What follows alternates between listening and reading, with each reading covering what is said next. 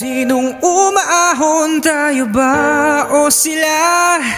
Mga ngiti nila habang nakalubog ka pa sa napuntang bulsa. Pinaghirapan kong mga barya, minumulto na ng mga pangako nyo. Hoy, makinig kayo. Basang aking sinilangan, tila ang hirap ng ibigin. Bakit sa sariling minupa kami di ng mga alipin ng mga makapangyarihan at mapansamantala?